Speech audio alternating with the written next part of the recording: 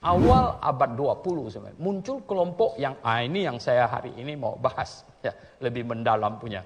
Ini adalah apa? Kelompok yang sebenarnya menambahkan Alkitab tetapi dalam bentuk lisan sehingga nggak bisa ya, nggak bisa kalau Mormon bisa ditanya, itu kan kitabnya ya, kamu menambahin Alkitabnya yang kitab Mormon ini, ketahuan sekali itu dan sebagainya. Yang Ellen White itu ada ditulis itu ya, bukunya Ellen White ya. Wah, itu lebih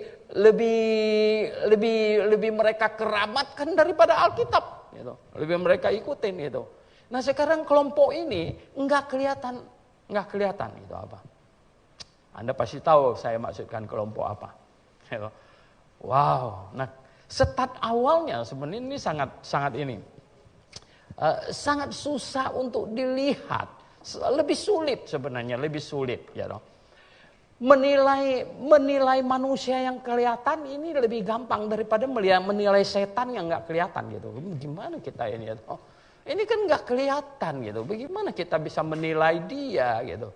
Dia itu sekelebat gitu bayangan ya. Semua orang lihat setan itu cuma sekelebat doang gitu ya toh. Mana ada? Saya bilang setan itu ya toh dia muncul tantangin kita. Enggak begitu ya. Ya rata-rata semua orang lihat setan itu cuma lihat sekelebat begitu aja gitu. Ya kan? Nah, ini tetangga kita mati gantung diri katanya setannya hebat sekali gitu. Sampai tukang Gojek di depannya lari terbirit-birit karena dia punya gembok kok bisa goyang sendiri gitu, mukul-mukul pagarnya. Wah, gitu. Satu malam gitu. Saya punya pompa, gangguan apa, ceng-cong bunyi terus. Waduh, saya pikir hebat amat setannya itu gitu. Ya, saya keluar, saya liatin gitu. Oh, rupanya gitu. Itu pompanya gitu, terpasangnya agak sedikit ini ya, dia punya pipa terlalu dekat sama dinding. Jadi sekali pompanya tarik, dia punya pipa banting ke itu pak begitu. Waduh gitu. Mungkin yang jaga keamanan pikir, wah ini setannya hebat sekali gitu ya. Nah, saudara yang saya kasih dalam Tuhan, kita nggak bisa lihat dia nggak muncul gitu ya. Kita doa, mana kau setan gitu, nggak bisa, susah mau dinilai. Nah, saudara yang saya kasih dalam Tuhan, demikian juga kita menilai yang sesat itu ya. Yang sesat itu apa? Dia keluar dari Alkitab. Kalau yang keluar dari Alkitab dan muncul kitab baru gitu, dan itu dikatakan ini firman Tuhan yang sederajat dengan Alkitab, itu gampang kita bilang. Bagi orang Grafe sudah nggak usah lagi dinilai. Oh Pak, diuji. Ada teman yang dari gerejanya Ellen White itu, tahu gak? Gerejanya Ellen White kan. Dia selalu apa? Pak, kita bahas hukum. Wah, hukum. Saya bilang nggak usah dibahas. Saya bilang, start awalnya gereja Anda itu sudah dipimpin oleh iblis. Oh, jangan begitu ngomongnya Pak Suhento. Ya, memang begitu, saya bilang. Nah, saya tanya, kamu kalau ngomong satu kata aja, saya akan bahas Alkitab dengan kamu. Kamu ngomong apa? Mau ngomong apa? Sebenarnya kamu akan ngomong bahwa semua yang datang kepada Ellen White itu, yang malaikat ke apakah semuanya itu dari iblis. Kamu ngomong begitu. Nah, kalau kamu ngomong begitu, selanjutnya kita bahas isinya.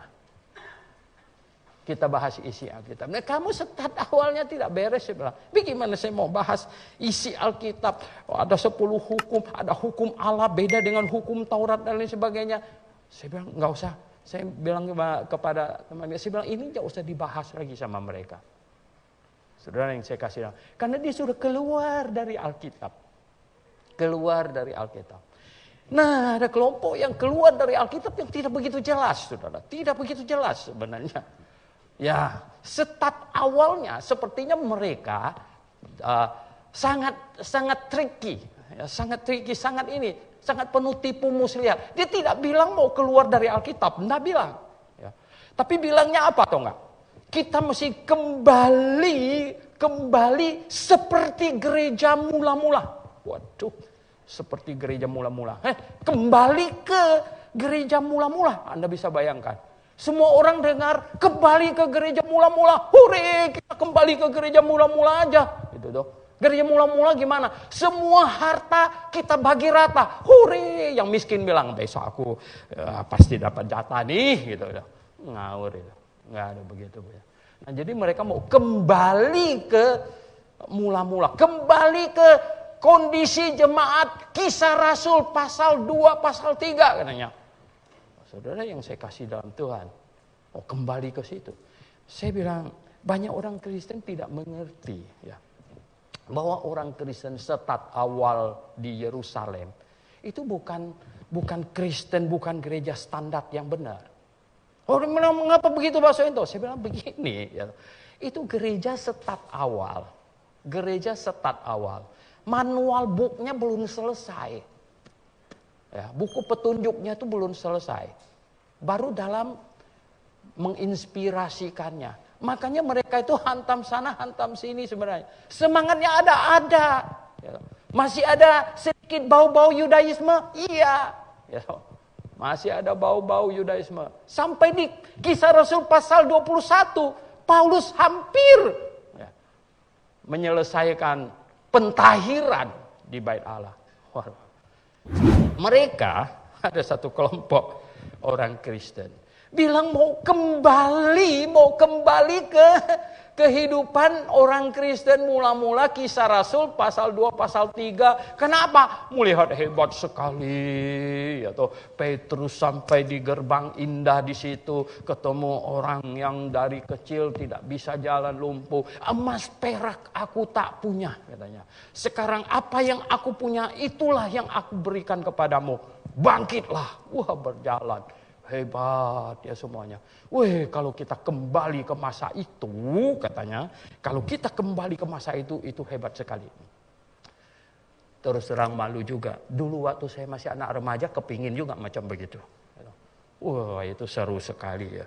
Saya pikir begini. Ini teman-teman saya suka olok-olok pendeta saya. Teman-teman sekolah saya suka olok-olok pendeta saya. Saya pikir dalam hati begini, kalau pendeta saya sehebat Petrus dulu gitu, mereka mana berani olok-olok dia. Gitu. Nanti diananiaskan, baru tahu kamu. Gitu. Wow, saya pikir macam begitu. Ya gak? Dulu pernah berpikir begitu. Tapi no.